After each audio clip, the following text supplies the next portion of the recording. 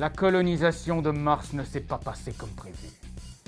Une terrible guerre de sécession entre les deux planètes a laissé la Terre en ruine. Pour gagner des sous, les terriens survivants participent à Gasland, un show télé où des voitures modifiées se livrent des batailles à mort au milieu du désert. Aujourd'hui, on vous explique comment jouer à Gasland. Let's roll, baby!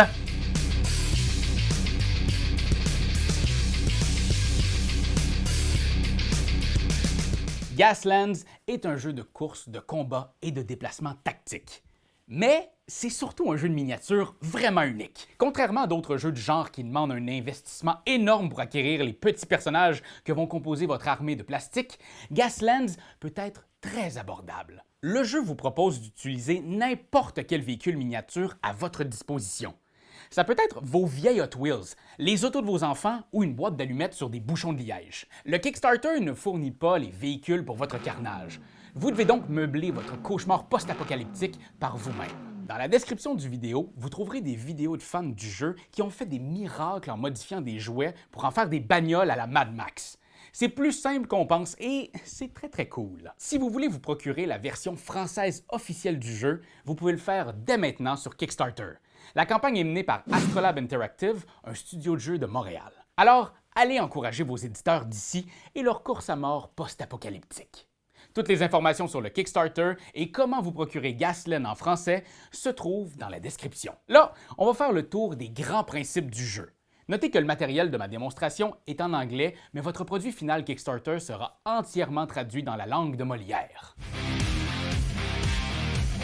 Premièrement, choisissez un scénario pour votre course parmi les 13 disponibles.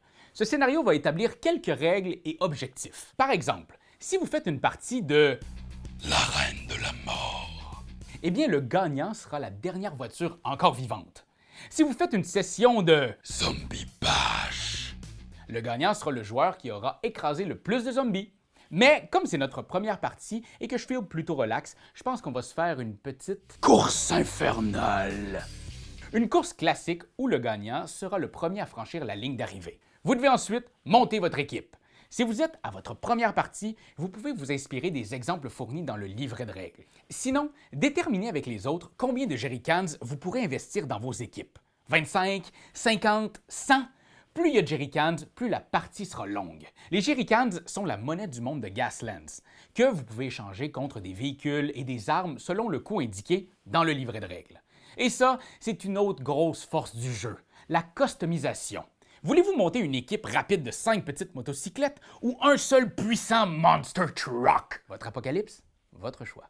Placez les fiches techniques de vos véhicules selon leur type près de l'espace de jeu. Placez un dé à 6 faces indiquant 1 sur chaque fiche pour suivre la vitesse de vos bolides. Roulez un dé pour déterminer qui sera le joueur en pole position, le premier joueur. Celui-ci posera un véhicule en premier sur la piste de départ, puis le deuxième joueur, ainsi de suite jusqu'à ce que tous les véhicules soient en position. Quand c'est fait, prenez un grand respire, puis pesez ça à sus. Le premier joueur choisit un de ses véhicules et l'active. Une activation se fait en 3 étapes. Mouvement, attaque, puis perte de contrôle. Activons mon petit buggy ici pour voir.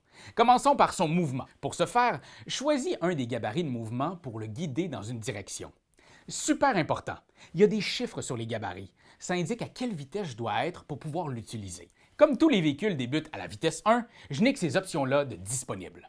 Notez que certaines manœuvres vous accordent une icône Shift gratuit. Et ça, vous allez voir, c'est très cool.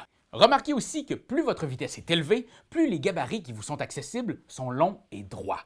Vous irez vite, mais il sera difficile de virer. Bref, placez le gabarit choisi devant votre véhicule. Maintenant, brassez autant de dés que la valeur de handling indiquée sur la fiche de votre voiture.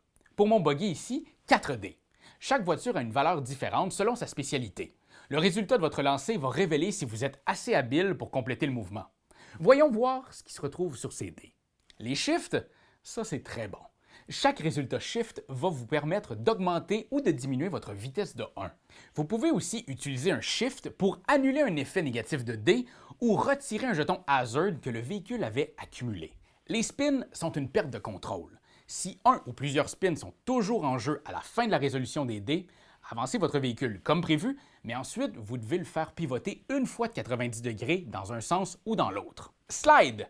Si vous avez n'importe quel nombre de slides toujours visibles sur vos dés, ajoutez un gabarit slide dans l'espace triangulaire de votre mouvement prévu. Votre véhicule glisse au bout de celui-ci dans un grand mouvement imprécis. Les hazards sont des stress que le véhicule subit. Vous pouvez compter les hazards qu'un véhicule accumule en utilisant un dé ou des jetons comme ceux qui vous seront vendus en option au cours du Kickstarter pour la version française. Les hazards, vous en obtenez quand vous roulez ce symbole. Vous en recevez un aussi à chaque face spin ou slide restante sur les dés à la fin de la résolution des effets. Finalement, quand vous venez juste de lancer les dés, vous pouvez aussi décider de prendre un hazard pour relancer autant de dés que vous voulez une fois. Mais attention, trop de hazard, c'est pas bon. Vraiment pas bon. Je vous fais un exemple. Je fais une petite avance facile. Je roule 4 dés. J'obtiens slide, slide, slide, hazard. Wesh!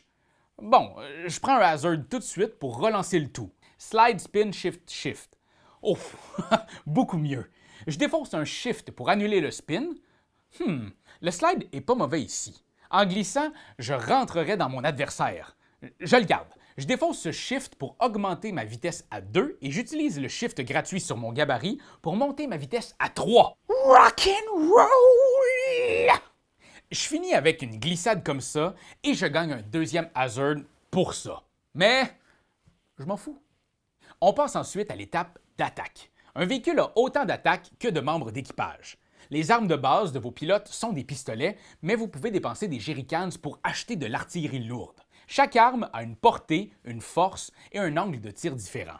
Avec le gabarit de tir, vérifiez quelles cibles sont à portée. Lancez ensuite autant de dés que la force de votre arme. Par exemple, une mitrailleuse lourde me permet de tirer droit devant moi et de lancer 3 dés à 6 faces standard.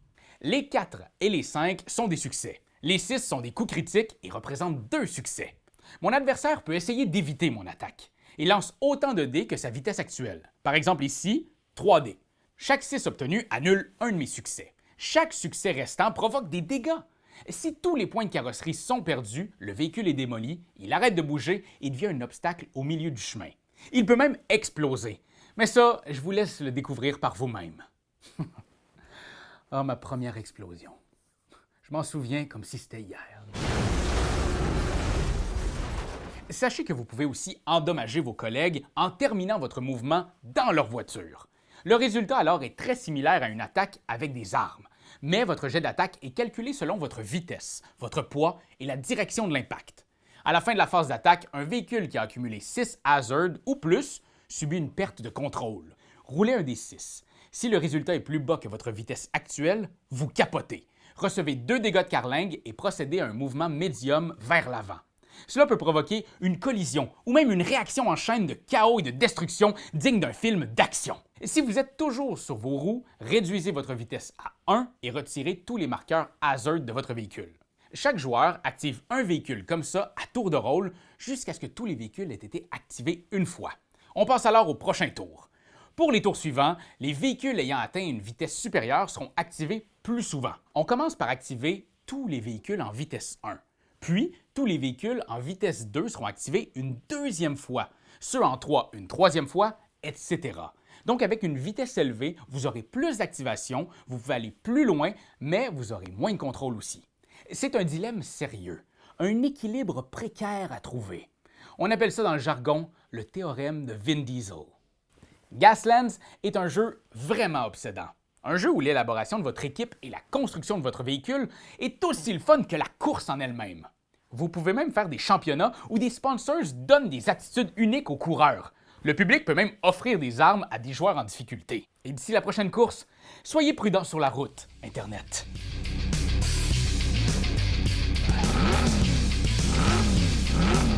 Rock'n'roll! C'est toi de trouver l'épisode de jour du Popoche? Sonne la cloche! Sonne la cloche! On parle de jeu, like-nous, commande, suis-nous, ouais! Sonne la cloche! Sonne la cloche! Partage à tes amis, partage à ta mamie, Oh ouais! ouais, Sonne la cloche! Sonne la cloche! Comment ton ouais, fais-le mon kiki! Sonne la cloche! Sonne la cloche! Sonne la cloche comme quand Jésus a sonné à la porte pour aller souper chez Zachée.